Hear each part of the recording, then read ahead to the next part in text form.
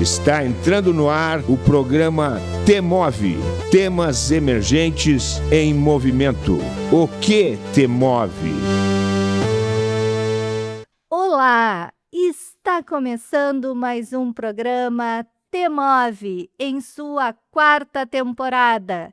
Este programa é um projeto da Coordenadoria de Tecnologia Educacional da UFSM, a CTE, vinculada à Prograde, Pró-Reitoria de Graduação, em parceria com as rádios da Universidade 800 AM e 107.9 FM.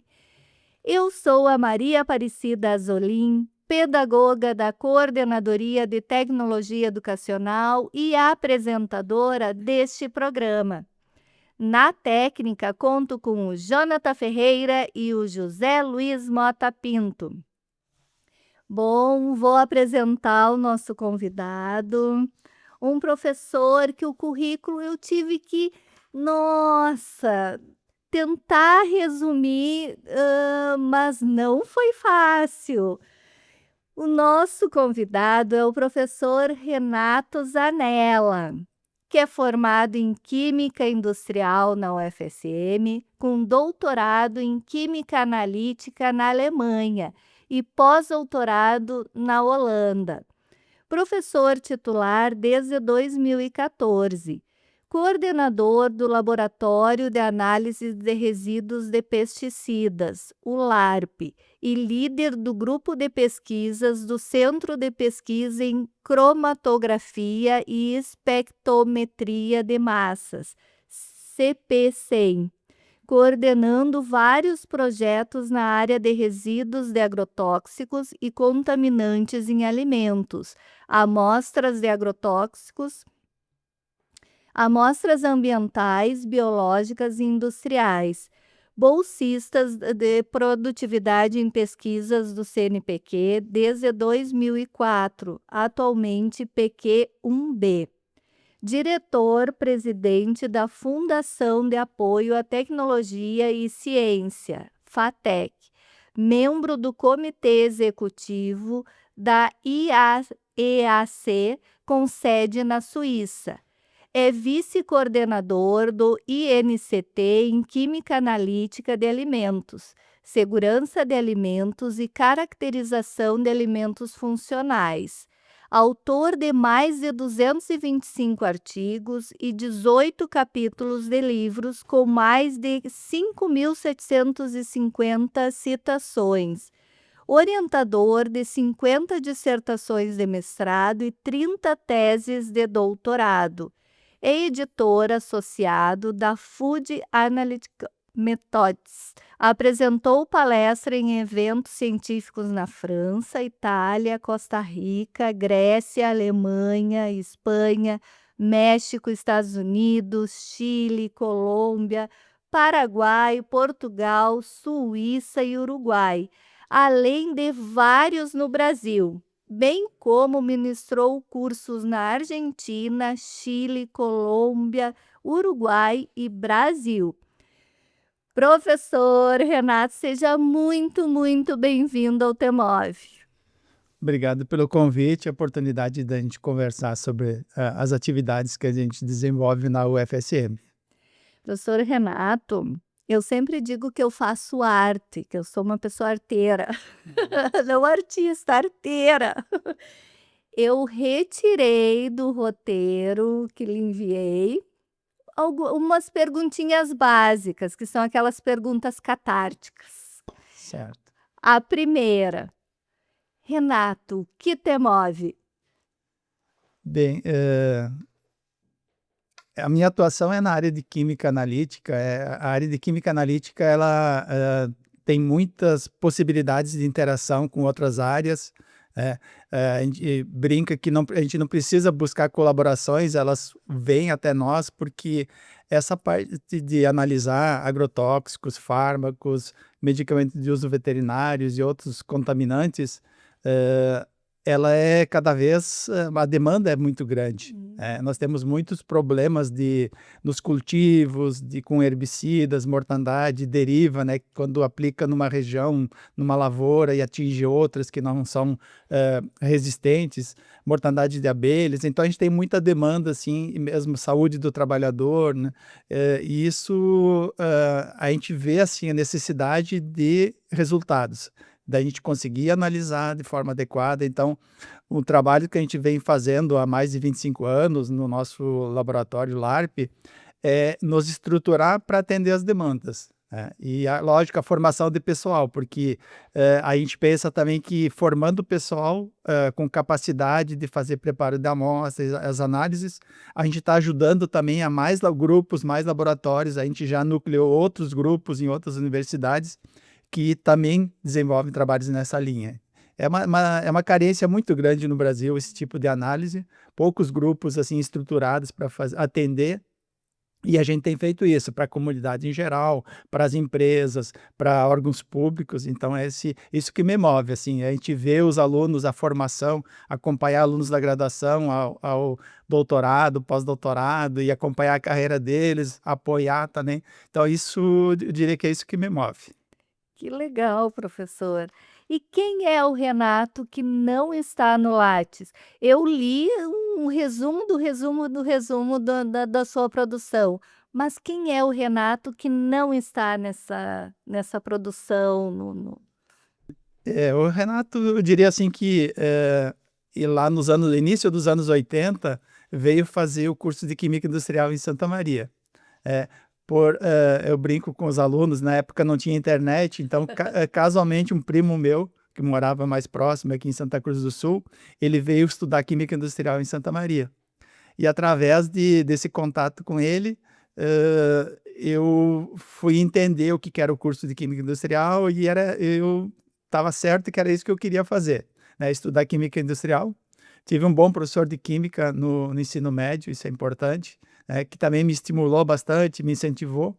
E o curso foi, nós fomos na época se chamava o currículo novo, foi uma reformulação. A Química tinha na época um convênio com a Alemanha, então a gente recebeu bastante apoio, a Química recebeu bastante apoio. Eu tive aula com vários professores alemães aqui em Santa Maria, e a estrutura da Química sempre foi muito forte em Santa Maria. E isso me possibilitou, quando nossa turma terminou a graduação, foi já planejado para iniciar o mestrado em Química. Então, lá em 85, começou o mestrado em Química. Eu fui da primeira turma, fui o segundo mestre formado na Química, e daí surgiu a oportunidade de ir para a Alemanha fazer o doutorado.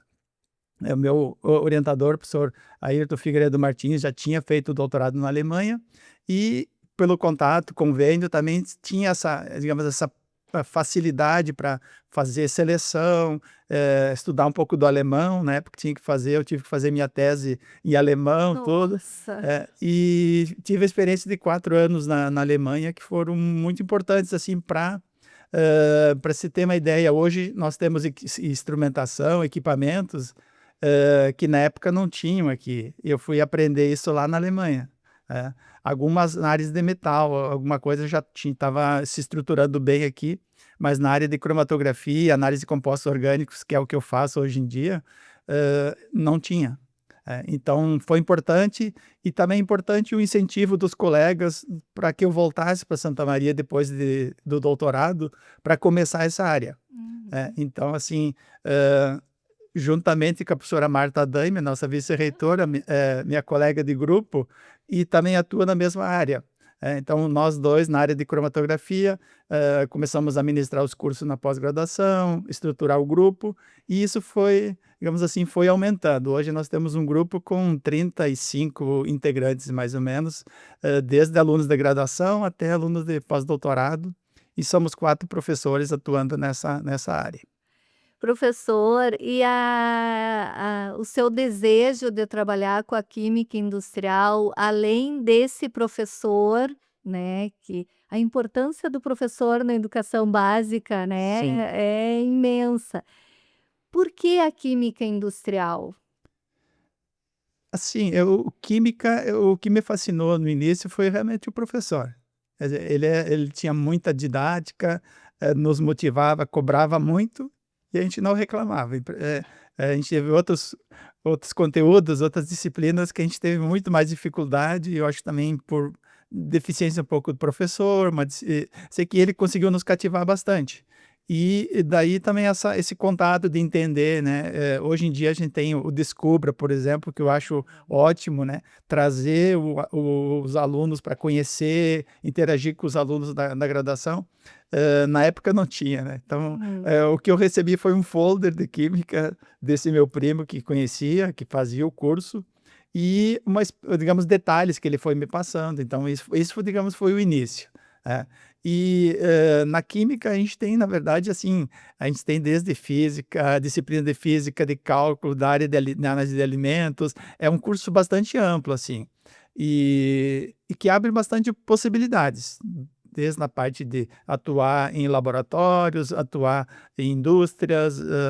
Essa parte de análise tem muita demanda, né? Então, por isso que nós, além da graduação, a gente tem a parte de pós-graduação, porque eu acho importante a gente ter grupos bem estruturados, porque os alunos da graduação aprendem muito com os da pós, alunos mais experientes. Nossa área de instrumentação leva muito tempo para formar os alunos, por isso que a gente tem uma deficiência de gente formada. E os nossos alunos, quando terminam, antes de terminar o doutorado, as empresas já estão nos contactando, pedindo indicações, pedindo pessoal, porque eles têm essa experiência. Uhum. E nós avançamos também nessa área de análise de alimentos. É muito cobrado a gente ter sistema de qualidade implantado, trabalhar dentro de um sistema da ISO, que tem normas. Nosso laboratório é acreditado no Inmetro, na CEGEC do Inmetro, para essa área de análise de alimentos. Isso respalda um pouco assim a nossa atividade, dá digamos, um selo de qualidade, mas também todos os alunos que passam no grupo têm experiência de trabalhar dentro desse sistema. É lógico que isso demanda, assim, a gente levou muito tempo para estruturar, e para manter, dá bastante envolvimento. A gente tem químicos, tem pessoal da universidade que também que atuam lá.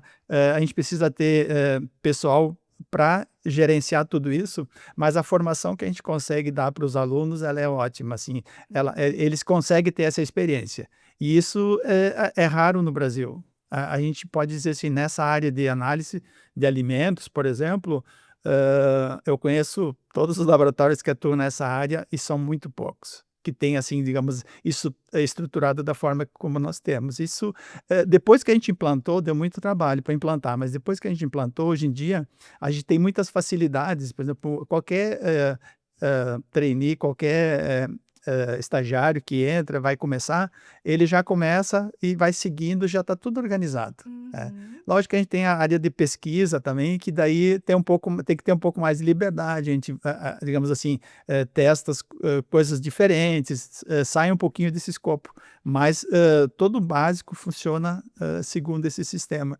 E isso é o que se cobra, digamos assim, a nível de Europa e outros países avançados, é o que tem que ser, para a gente ter realmente um resultado confiável. Somos referência. Somos referência. E o senhor falou da questão do Descubra, né? Eu acredito que o Descubra é importantíssimo, ele é fundamental para os adolescentes de Santa Maria e da região. Eu fui professora da rede básica por 22 anos. E quando começou o Descubra, a gente sempre trazia os alunos de Santiago para cá. E a importância que tem deles perceberem, conhecerem este mundo aqui, que é um mundo para eles. E quando o senhor disse que quando o senhor fez o vestibular não tinha Descubra, eu lembrei da minha situação. Eu também não, na época não tinha Descubra, nem conhecia o que os cursos, né, para que eram os cursos. Fui escolher, o primeiro vestibular que eu fiz foi na URGS. Fui escolher os cursos, pensei assim: adoro pedra". Meu primeiro vestibular foi em geologia e não passei. E hoje eu vejo assim que ainda bem. Eu e a matemática nós não nos damos assim muito bem. E imagina escolher um curso só porque eu gostava de pedra, Aham. fiz o vestibular de geologia. A falta de alguém que me aconselhasse e a falta de eu conhecer o que era o curso, né? Conhecer, E se eu tivesse, na época, escolhido um curso que tivesse mais a ver com o conhecimento, que eu sempre fui nas humanas, e que depois acabei fazendo pedagogia e história. Inclusive, o laboratório LARP é um dos, acho que 4, 5 locais que o pessoal da Discover poderia visitar. A gente recebeu lá várias turmas e o ano passado também. A gente recebe eles para uma visita super rápida, mas para eles terem uma ideia assim do que como é feito, o que a gente faz. É interessante. Muito, muito interessante e importante. Vida longa, eu descubra. Essa área eu participo de alguns fóruns dessa parte de agrotóxico, a gente tem muitos problemas no estado, e uma das dificuldades é, a gente, quando dá um problema, por exemplo, quando tem um herbicida que matou plantas, coisas assim, como proceder. Então, com o Ministério Público, a gente tem acordo de colaborações, a gente tenta estruturar, por exemplo, quando tem mortandade da abelha, o que fazer? Quem contactar? Quem pode ir lá coletar? Como preservar a amostra? Como encaminhar para uma análise? Então, isso a gente está tentando. Tem algumas iniciativas com o Embrapa de criar aplicativos que a pessoa pode entrar lá e vai ter as informações, mas a gente está tentando sistematizar de facilitar que quando ocorre um problema desse, o pessoal consiga ter informação de como proceder, né? E ter recursos também para realizar essas análises. Então, tem várias iniciativas nesse sentido, assim. Então, a gente interage muito com escolas, ensino médio, por exemplo, a gente fez um trabalho legal lá em Agudo, porque às vezes assim, o aluno tem mais facilidade para entender o problema como um todo, e ele pode, digamos, influenciar lá na família, o pai que faz a aplicação, os cuidados que tem que ter, a questão toda de como trabalhar com os agrotóxicos, quem realmente vai usar, fazer isso de forma consciente e dentro do que está estabelecido, né? Então ter toda essa... E porque tem muita exposição dos trabalhadores, assim, em função do descuido, da forma como fazem a aplicação, e às vezes o aluno consegue conscientizar ou chama a atenção do pai, da mãe lá, que tá lidando com agrotóxico, Uhum. dos cuidados que tem que ter, né, do risco que ele está exposto.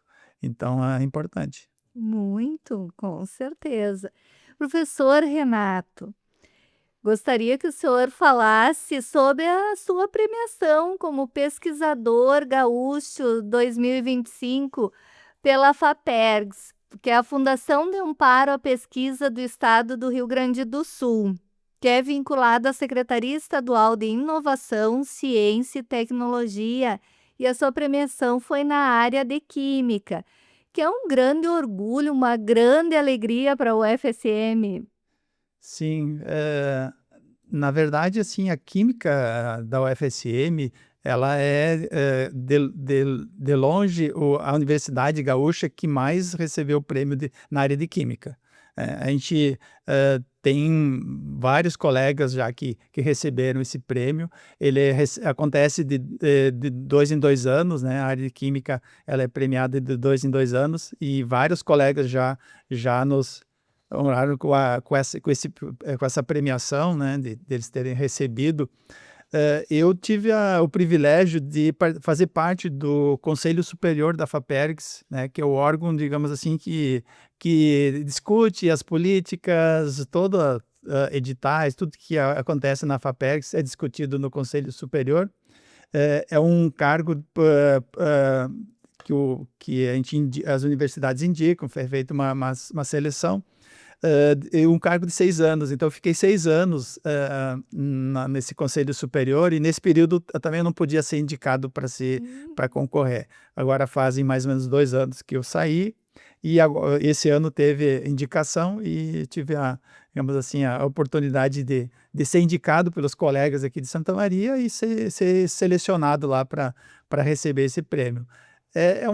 Assim, é um estímulo bastante bom, é importante para o nosso programa, para o nosso grupo, para a universidade ter pessoas, digamos assim, que vão estar lá no dia, vão representar a universidade, o que a gente faz, porque na verdade a gente está representando um grupo, né? Lógico, o currículo é do pesquisador, mas a gente não constrói currículo sozinho. Então, assim, o grupo está muito feliz por digamos, eu ter recebido esse prêmio, assim, é um prêmio para o grupo, assim, para a carreira que eu fiz com o grupo, né? E a gente sempre lembra dos alunos que passaram, né? A gente sempre enfatiza para os alunos atuais, assim, o quão importante foi a contribuição dos que já participaram no grupo, né? E eles também podem deixar um legado para os próximos, né? Então, a gente incentiva muito eles, assim, a darem o seu melhor para ficar um legado legal, né? Sim. Então, é um prêmio bem interessante. A FAPERGS, ela é muito importante, desculpe, para o Estado, na área tem aumentado digamos, a capacidade de investir em pesquisa, tem muitos bolsistas na universidade, que é no nosso grupo também, que tem bolsa de iniciação, começam ali, mas também tem muitas iniciativas de ciência e tecnologia, que a parte de empreendedorismo e outras coisas, interação com as empresas, a FAPERGS tem esse papel como catalisador de várias iniciativas, assim. Então, não é só o recurso que ela recebe para investir, mas também ela acaba captando recursos de outras instituições nacionais de fomento à pesquisa, ciência e tecnologia de uma forma ampla, e também consegue catalisar essa interação com as empresas. Então, tem muitos bolsistas hoje em dia que estão atuando, doutores que estão atuando nas empresas, e isso estimula, né, as empresas a investirem nessa área de pesquisa, e é importante para o Estado. Então, é uma satisfação ir lá representar a universidade, mas receber esse reconhecimento. Sim, com certeza, e é muito importante para a universidade, né? Sim. Muito importante. Professor, o Brasil é tido como o maior consumidor mundial de pesticidas, que são os agrotóxicos. Qual o impacto disso na nossa vida? E como está a qualidade do que a gente está comendo? Esse é um tema importante. A gente tem atuado nessa área, assim, ajudando a produzir resultados, a gerar informação. A gente sabe, assim, o quanto eu sempre comento, assim, a Europa fez um trabalho muito. Eu conheço mais a Europa, assim, porque quando ocorreu, digamos, ali a União Europeia, se estabeleceu muito, e cada país tinha limites para tal agrotóxico, tal alimento, era tudo, cada um tinha uma conversa. O que foi feito? Uma harmonização. Então, se chegou a acordos, isso não foi tão fácil, mas se chegou a um acordo, assim, para tal cultivo, tais agrotóxicos são permitidos, o máximo é tanto, em função de estudos e tudo mais. Então, tendo isso, se fez monitoramentos muito intensivos, assim, para conhecer a situação. E tudo que a gente exporta para eles controlam. Tem todo um trabalho de buscar onde pode ter problemas de exposição, né, e como resolver. Então, o que acontece lá? A população, ela é mais organizada que a nossa em termos, assim, de cobrança. Ela cobra dos supermercados, do comércio em geral, que quer um alimento saudável. Uhum. Tem os importadores, os que vão para os outros países, comprar frutas, por exemplo, cereais e outras, que compram e fornecem lá no mercado europeu. Esses intermediários, eles cobram do produtor rastreabilidade e que esse alimento seja seguro. Então, se tem uma cadeia, se sabe de onde saiu, aonde chegou. Porque imagina assim, se lá no comércio de tal país der problema, chegou melão do Brasil, por exemplo, né, que vai muito, a gente exporta muito melão, e outras frutas também, mas se der problema de resíduo de agrotóxico acima do permitido, de o que seja lá, fungicida, inseticida, tem um alerta para toda a Europa. O que vai acontecer? Isso não fica assim na gaveta, isso é divulgado.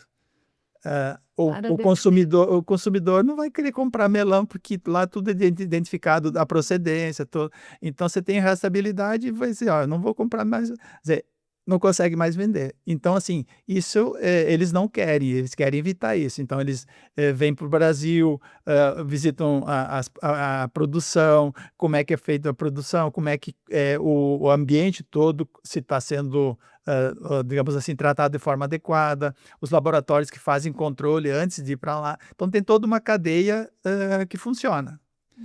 No Brasil, esse controle ele é muito incipiente, assim, ele é muito superficial e não é tão efetivo, porque se faz coleta, você tem alguns programas de monitoramento, algumas, tipo São Paulo, alguns estados têm um trabalho um pouco mais profundo, assim, mais intenso. Mas, em geral, se coleta algumas amostras, aqui provavelmente lá de Porto Alegre, do Ceasa, se vai analisar, se vai ter um resultado daí, sei lá, mais de ano depois sai um relatório geral, né? E, tipo assim, a gente não vê nenhuma iniciativa de que isso tenha alguma continuidade, digamos, que tenha rastreabilidade para ver quem produziu de forma inadequada, né? No Brasil, um dos principais, quando se monitora, um dos principais problemas é a aplicação de um agrotóxico num cultivo, numa fruta, num cereal, que não é permitido. Porque todo o produto que está lá na agropecuária, lá que está sendo vendido, ele foi avaliado, ele é permitido para alguns cultivos, segundo um tipo de aplicação, dosagem e tudo mais, para que no final não tenha resíduos, digamos assim, que seja prejudicial. O que mais acontece no Brasil é usar aquele produto comercial em cultivos que não estão autorizados. Então, aparece lá coisas que não devia ter sido aplicado. Isso, assim, é o que mais acontece. E em alguns casos, sim, eu, final de semana, casualmente, estava conversando com um produtor de tomate, que já não produz mais, mas que produziu muito tempo. O que acontece? Muitos agrotóxicos, por exemplo, vão aplicar em tomate, você tem que esperar 15 dias para colher, para dar o prazo de carência, intervalo de segurança, para que não tenha resíduos em níveis muito altos para o consumidor. O que acontece? O tomate, provavelmente, em 3 dias, vai estar pronto para colher. E se não colher, vai estragar. Então, assim, esse prazo de carência, ele não funciona. Ele não é observado. E uma planta, por exemplo, tem frutos prontos para colher, jovens, de tamanho intermediário, é uma produção contínua. Então, se vai aplicando, e aplicações de inseticidas, fungicidas, assim, meio que já segue um calendário. Então, isso... E quando a gente fala com os agrônomos, por exemplo, o agrotóxico, ele é pensado para ser aplicado quando o agrônomo vai lá no local, visita e avalia, ó, precisa fazer aplicação. Aí ele prescreve, se compra e aplica. Mas não é assim que funciona. A gente sabe que os relatos e quem é dessa área sabe que a recomendação é aplicar inseticidas, tais, fungicidas, tais. Então, independente de ter problema ou não, é feita a aplicação. Então, às vezes, assim, se tem várias aplicações de vários compostos, e quando a gente analisa, muitas vezes os níveis são bem acima dos permitidos, né? Então, a gente tem vários trabalhos, o IDEC, Instituto de Defesa do Consumidor, né? Ele fez um monitoramento de cereais e fez em produtos industrializados, bolachas e tal, e se encontra agrotóxico de todos os tipos, e então a gente está bastante exposto. A gente precisaria avançar nesse monitoramento, nesse acompanhamento. O que acontece? As empresas, por exemplo, que vendem, mesmo aqui do estado, vende para algum estado que tem algum controle, às vezes lá o que acontece? Analisa e vê que tem resíduos acima do permitido, e aí eles começam a ter problema. Então, assim, se tiver controle, começa a funcionar, porque esse produtor que está vendendo, a empresa que está vendendo, ela geralmente adquire de vários fornecedores. E provavelmente ela mistura tudo, não sabe nem de onde veio. Se der problema, ela não sabe nem de onde começou o problema, né? Então, a gente não tem essa cadeia, digamos, essa rastreabilidade. Para algumas coisas, isso avançou, mas em geral não. Então, quando começa a ter controle, ou, por exemplo, quem faz exportação sabe que lá fora é controlado muito mais do que aqui. Então, assim, ele não quer correr riscos. Aí entra um outro problema, que muitas produção de frutas e outras, eles sabem onde precisou ser feita a aplicação, onde foi feito, deu um problema, teve que fazer várias aplicações, e provavelmente isso vai ser selecionado, que vai para exportar o que é consumo nacional. E a E gente, como não tem controle, a gente não sabe o que está acontecendo. Então, e a gente acaba consumindo muito mais veneno que os outros lugares. então assim, tem várias iniciativas de produção orgânica, mas a gente precisaria avançar nesse sentido, né? Com certeza. E, assim, a gente tem um controle, porque uma coisa é a produção orgânica, acho que ela é importante, teria que ter mais incentivo, mais oferta, e também para fazer com que os preços também fossem mais acessíveis. E tem várias, a gente faz análise, por exemplo, dos alimentos da Polifeira aqui da universidade, isso já há muitos anos, com uma colaboração com eles, e tem sido muito importante, assim. Então, às vezes aparece alguma coisa, e se consegue, então, mas eles têm todo um acompanhamento de como eles, não é uma produção orgânica, mas é uma produção consciente e minimizando o uso de agrotóxico. E aí, todas as amostras que a gente tem feito, assim, em geral, são, digamos, são realmente orgânicos, não tem agrotóxicos. Inclusive, a produção de arroz, que tem agora, está sendo comercializado o arroz orgânico, a gente acompanha e dá esse certificado para eles. Então, é muito importante essas iniciativas. E a gente ter esse controle, assim, vai fazer com que, quando os problemas começam a surgir, você tem que ir atrás e tentar resolver. Então, se a gente tem resultados e mostra que tem excesso de resíduo de agrotóxico, a gente consegue também buscar formas de produzir de forma mais adequada. E, assim, o impacto no meio ambiente, ele está atrelado, né? Se a gente analisar a água do rio Jacuí, rio pequeno, grande, todos eles têm agrotóxico, porque muitos deles permanece por muito tempo. A gente tem alguns herbicidas usados, por exemplo, na produção de arroz e soja, que ficam 3, 4 anos no solo ali. Então, tem vários problemas de cultivo também, porque às vezes o uso de um herbicida num certo determinado momento pode beneficiar, digamos ali, o manejo e tudo mais, e muitas vezes quando eles vão fazer o plantio subsequente, a plantinha jovem e o que tem no solo ainda de residual acaba matando a planta que recém-germinou, que é pequena e ainda está mais sensível. Então, isso tem acontecido bastante.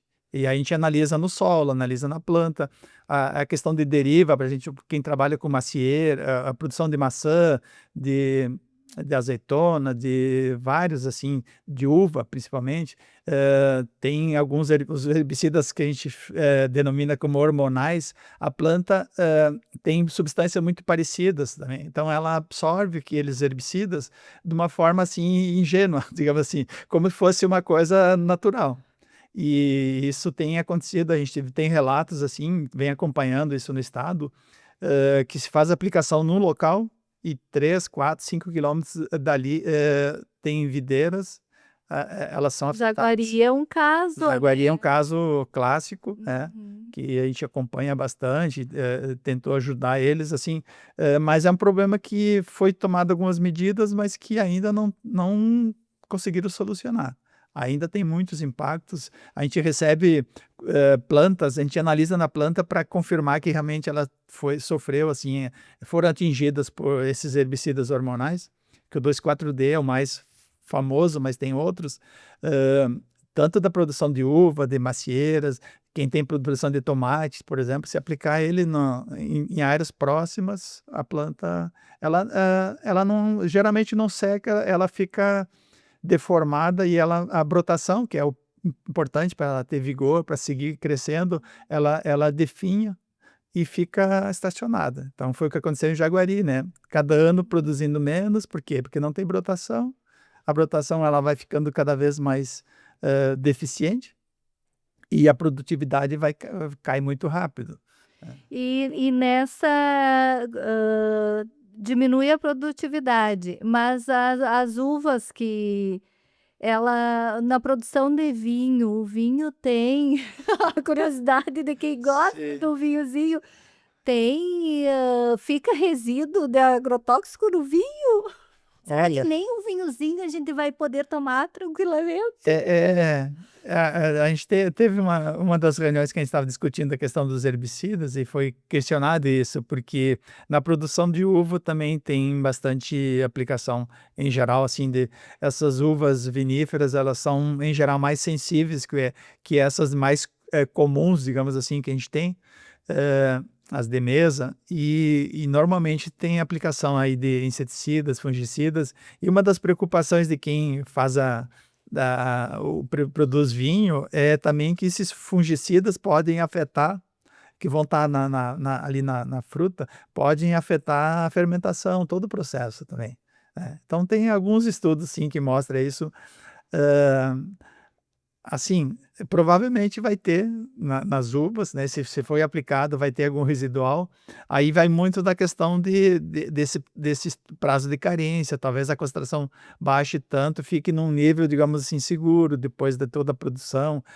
O vinho normalmente leva bastante tempo para ir para o comércio. Então, assim, a gente tem trabalhos com vinho também, não assim de fazer monitoramento, não foi isso assim, mas a parte de ter métodos para analisar. Alguns trabalhos a gente já fez com as empresas, né, dessa área. A tendência é que a concentração seja baixa, né. A gente, por exemplo, analisa, saindo um pouco dos agrotóxicos, analisa fármacos em água, né. Então o que a gente observa? Quando a gente analisa fármacos, aí a cafeína é uma que está junto, a gente analisa junto também. Então o que acontece? Com todos os rio ou sangue, o que for, curso d'água, se a gente monitora, a cafeína vai estar sempre em destaque quando tem alguma contaminação, digamos assim, de efluente não tratado, né, efluente doméstico não tratado. A cafeína para nós dá um pico, né, um sinal, bastante intenso. A presença de cafeína, por exemplo, é um indicativo que da onde veio essa cafeína, né, não se aplica na lavoura, tal. Então é efluente doméstico não tratado de alguma forma.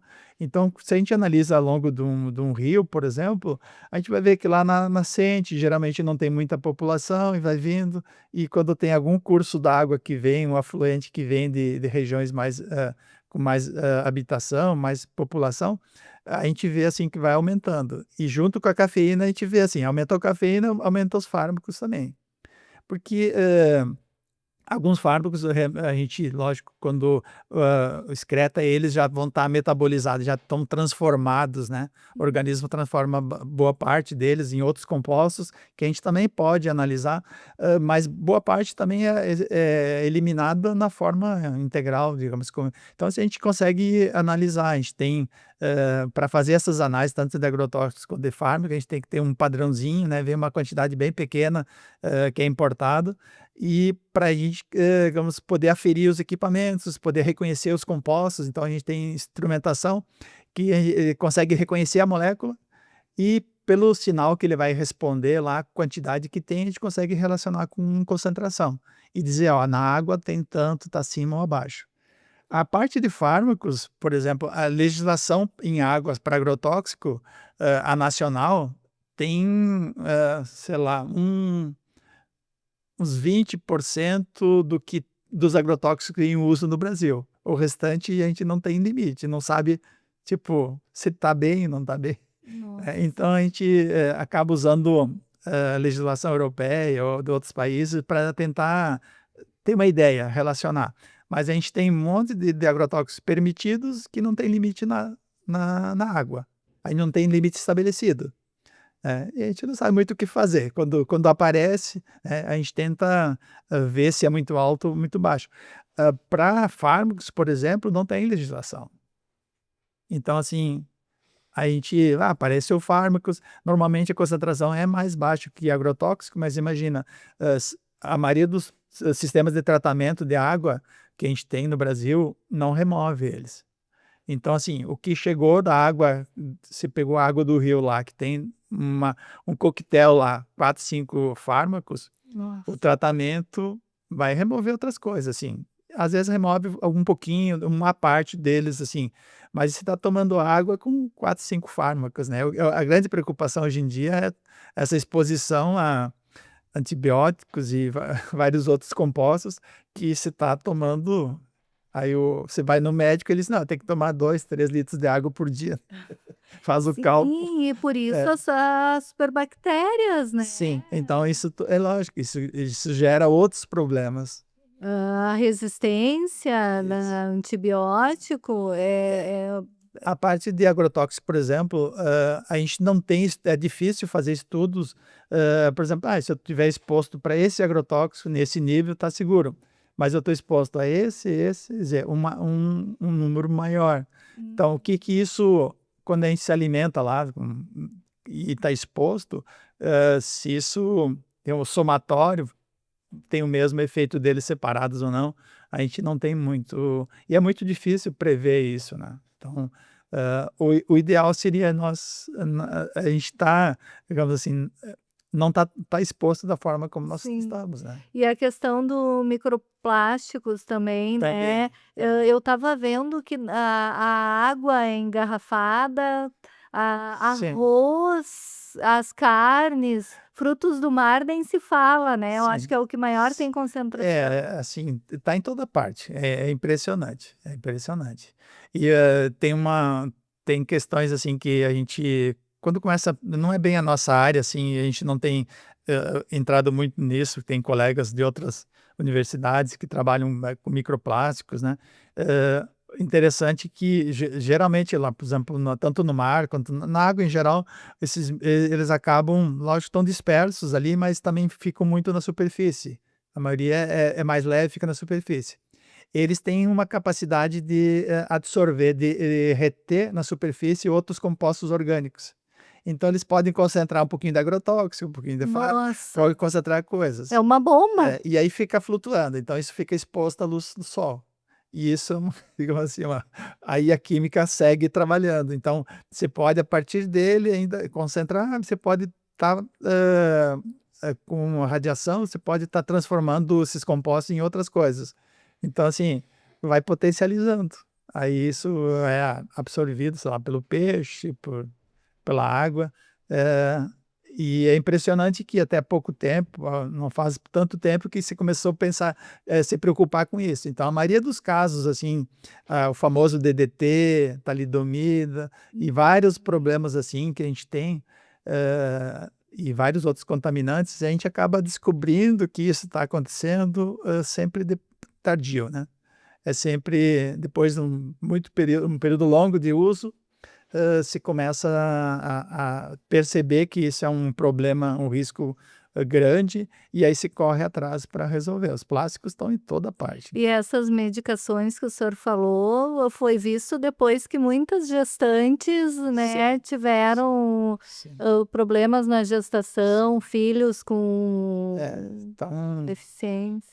nosso mundo, a gente avançou muito, né, na medicina, em várias frentes, mas tem muitos desafios aí. Muitos. E a questão dos orgânicos é a questão realmente do preço, né? E que a gente entende que não tem como baratear, né? Porque é produzido numa escala bem menor e eu acredito que o custo da produção é maior, né? Essa área de insumos biológicos, assim, para tratamento, assim, eu vejo que está avançando bastante. Tem muitos tratamentos que são bem eficientes, e não é minha área, assim, mas eu acompanho porque está relacionado. Tem bastante, digamos assim, formas de prevenir, de evitar de ter que usar em tanta quantidade, ou até de evitar de usar, assim. Então tem várias experiências que demonstram isso, né, de conseguir fazer controle, e é muito interessante, assim, como a gente vê como a natureza ela vai se recompondo, né, então toda essa parte de evitar, porque o problema por exemplo, inseticida, você está aplicando lá para controlar algum inseto que tem um prejuízo direto, mas você está fazendo inseticida, né? Aí vai abelha, vai parelho, então vai predadores e aí você quebra o equilíbrio. Então, acho que a gente tem que avançar bastante nessa área. Com certeza. Professor, o senhor é líder do grupo de pesquisas do Centro de Pesquisa em Cromatografia e Espectrometria de Massas. Professor, para alguém que faltou às aulas de química, sim, e para os nossos ouvintes, o que é Que isso? é isso? Então, eu vou começar com um exemplo bem simples, né? Quando você vai fazer o teste do pezinho, o teste do pezinho, hoje em dia tem digamos, você está avaliando alguns compostos ali, que são indicadores de algum problema, então você está tentando prevenir. Existe, até onde eu sei, assim, existe uma quantidade mais limitada de compostos, e você pode, digamos, se pagar um pouco mais, você tem um espectro mais completo, mais compostos sendo analisados. Isso é feito por cromatografia. A cromatografia é a separação dos compostos, então é uma forma que a gente usa para a gente poder ver que esse sinal da cafeína, então separar os compostos no tempo, essa é a ideia da cromatografia. Só que a gente diz assim, não basta separar, a gente tem que enxergar eles. E aí a espectrometria de massas é digamos, o detector, é o que consegue reconhecer as moléculas e consegue dar uma resposta que a gente possa dizer, ó, aumentou ou diminuiu a concentração. Então os dois, eles trabalham juntos, os dois, então eu consigo separar, por exemplo, a gente tem análise que a gente faz em torno de 200 agrotóxicos em tipo 10 minutos, daria para fazer até em menos tempo, em 10 minutos eu separo um pouco esses compostos e o espectrão de massa consegue reconhecer em torno de 200 agrotóxicos diferentes, para poder ver se tem ou não tem, para ver se é orgânico, para ver se tem ou não tem, e se tiver algum deles, ele consegue identificar, e daí ele vai para ver quanto tem, daí vai para quantificar, para saber fazer essa relação. O teste do pezinho é mais ou menos a mesma coisa, você vai fazer, e outras análises que a gente faz hoje em dia, até o colesterol, a gente consegue analisar dessa forma.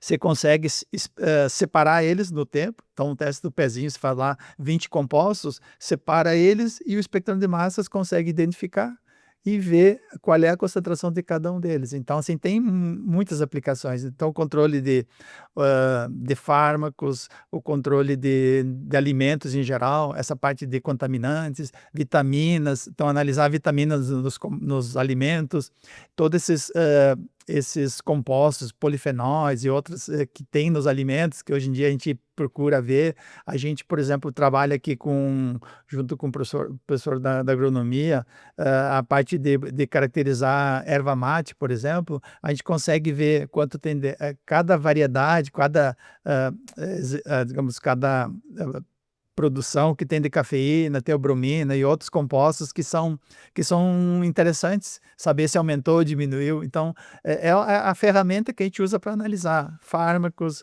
para ver, por exemplo, medicamento de uso veterinário, né, se foi usado lá, se apareceu no leite, se tem na carne, a gente analisa rim, fígado, quando tem mortandade de abelha, para saber qual o agrotóxico que ela foi exposta, se realmente tem algum, e o que você imagina, assim, a gente consegue fazer. Então, é voltado principalmente para análise de compostos orgânicos.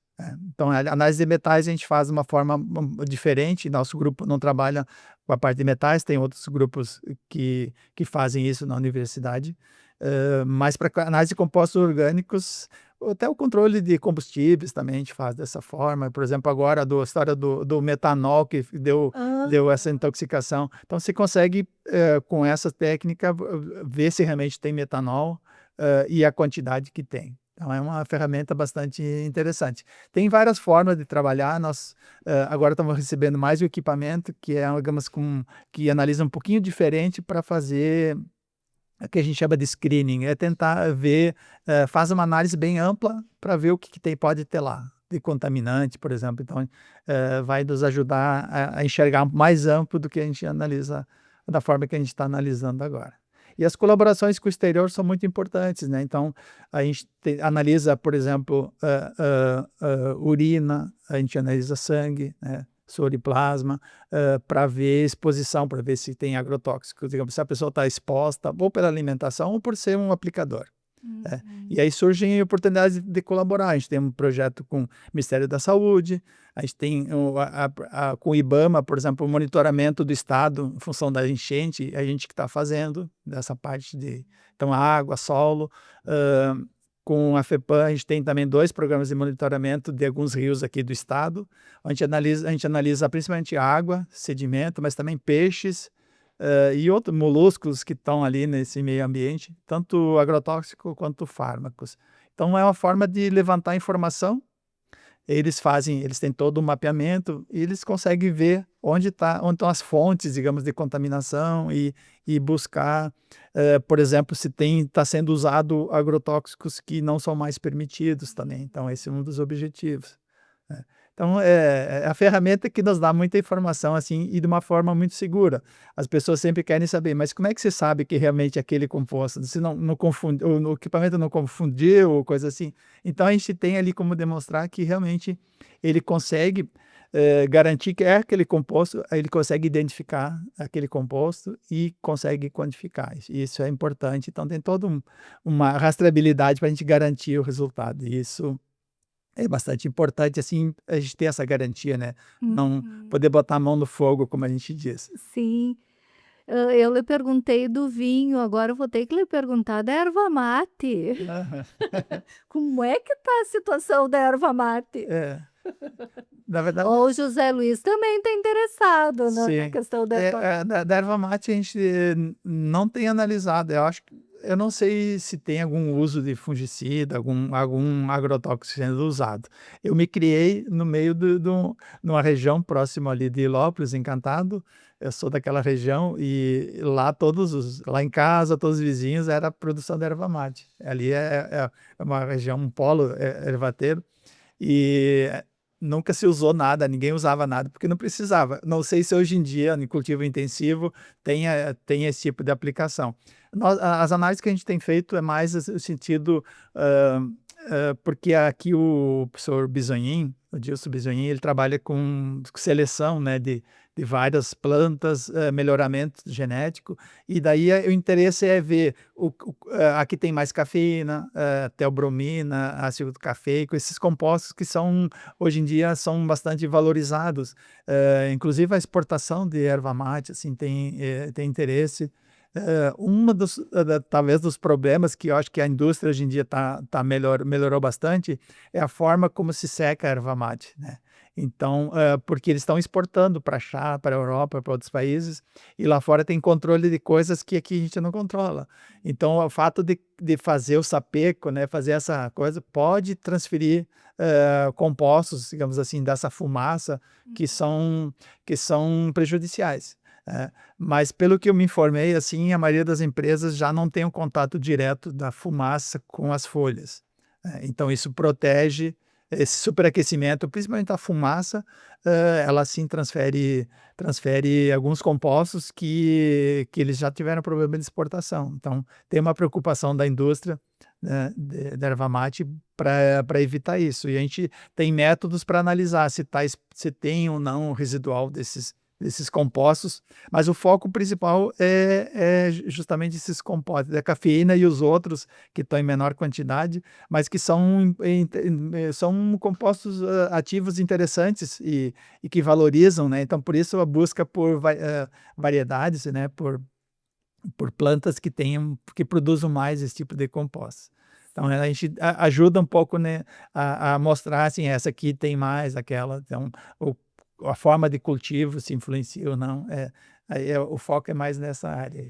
Eu ia perguntar, ia continuar perguntando, e a cachaça e a cerveja, mas daí vai dar a entender que eu, né? Então eu vou deixar para lá essas perguntas. Professor, o senhor falou da questão da enchente e realmente teve hospitais que foram, né, depósitos de agrotóxicos. Realmente a contaminação de solo, de água, pode ter sido, não sei se A gente já tá, teve não foi resultado. divulgado ainda os resultados, a gente está agora, a gente faz todo um acompanhamento ali, agora está sendo realizada a terceira campanha de coleta. A gente não tem resultados ainda para divulgar, assim, isso vai ser feito pelo IBAMA, mas a gente acompanha, assim, tudo que é usado na agricultura, por exemplo, a tendência é que quando chuvas muito intensas, o solo seja transferido, boa parte acaba indo para os rios, os cursos d'água, e se acaba encontrando esses agrotóxicos. Normalmente, período de verão aqui, o uso de agrotóxicos é mais intenso, então a gente tem vários trabalhos com água de rio, a gente vê que tem uma curva assim maior nessa época mais de final de ano, até março, por aí. Normalmente a tendência é ter uma concentração maior, em função do uso mais intenso, e depois dá uma diminuída. Então, lógico que tem alguns cultivos de inverno e pode variar um pouco da região, mas a aplicação sempre vai ter lá um pouquinho vai aparecer lá na água do rio, né? E, depende muito, né? Então, essas matas ciliares, tudo isso, essas medidas de proteção, né? Elas são muito importantes. Muito. Professor, e o LARP?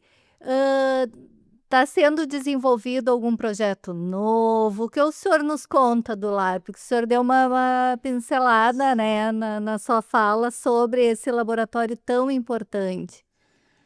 A gente tem um grupo bastante grande de alunos de pós-graduação. Agora, final desse mês, a gente está indo para um congresso em Campos do Jordão, que é bem da nossa área de cromatografia, um latino-americano, que a gente também está participando, atuando ali, coordenando workshops, fazendo palestras, apresentando nossos trabalhos. A gente vai levar vários alunos também que vão participar. E aí cada um tem um trabalho, assim, uma frente diferente, né? Então a gente foca muito nos trabalhos da pós-graduação e estabelecer metas para analisar cereais, então tem alguns herbicidas, principalmente, que são mais difíceis de analisar. Então, como melhorar o preparo da amostra. A gente tem que trabalhar, por exemplo, maçã, né? A gente compra maçã orgânica lá de um produtor orgânico lá de próxima vacaria, que tem uma produção certificada. A gente analisa para garantir que não tem nada de agrotóxico. Aí a gente faz pequenas adições desses 200 agrotóxicos e a gente faz todo um preparo da amostra e quando vai analisar tem que encontrar o que foi adicionado. Então, esse é um controle que você faz para todos os alimentos, assim. Então, a gente tem trabalhos com cereais, tem trabalhos, por exemplo, esse trabalho com abelha, com peixes, e, assim, o que a gente acho que de inovação, que tem muito pouco estudo no Brasil, é essa parte de análise de leite materno, já se faz há mais tempo, mas, por exemplo, análise em urina e sangue. Para ver a questão de exposição de agrotóxicos e desses metabólitos que são indicadores de exposição. Então, esse é um trabalho que eu vejo, assim, que para nós também, a gente está buscando colaborações. A gente tem bastante colaboração com a Espanha, principalmente, com alguns laboratórios. Agora, ontem mesmo a gente estava em reunião com mais um outro grupo que trabalha nessa área, faz esse tipo de monitoramento na Europa. E ela estava comentando que na Espanha eles fazem na província ali de Valência, mas na Espanha, assim, um programa nacional eles não tinham, estão implementando agora. Então, a gente fazer essa troca de experiências, de ir alunos para lá, vir pesquisadores de lá, e nós pesquisadores passar um período lá, é importante para trocar essas experiências. Não, essa área, digamos, seria mais para nós, assim, é mais desafiador agora. Faz uns 3 anos que a gente está trabalhando com isso. Diria que é o mais desafiador hoje em dia, é trabalhar nessa área. Professor, e no leite materno aparece Sim, passa? sim. Assim, estudos já, isso tem muitos estudos feitos, o próprio DDT, todos aqueles clorados da época do DDT, eles estão diminuindo, assim, nível mundial estão diminuindo, porque não se usa há muito tempo, e a concentração está diminuindo, assim, em todos os países, e uma das formas de monitorar isso no leite materno, principalmente das mães, digamos, do primeiro bebê, primeira amamentação. Porque eles vão acumulando ao longo da vida. Então, quando tem a primeiro bebê, já boa parte disso já vai diminuir, digamos, do que foi acumulado. Então, o segundo já é diferente um pouco. O primeiro vai estar um pouquinho mais exposto, mas as considerações são baixas, né? Mas é interessante como indicativo. Mas é lógico que também pode ter compostos que são de uso recente, né? Então, agrotóxicos que estão sendo utilizados, e eles podem acumular ali também. Geralmente ele acumula, alguns têm a tendência a acumular mais na gordura, né? Então, a gordura ali do leite, na mama, vai acumulando. Então, é uma forma de avaliar a exposição. Nossa. Professor, sinto em dizer que o nosso tempo acabou. Queria que tivéssemos mais tempo, porque realmente aprendi muito com o senhor e a paixão que o senhor demonstra ao falar nas suas pesquisas é encantador. Muito obrigada, professor. Eu que agradeço a oportunidade de divulgar o nosso trabalho.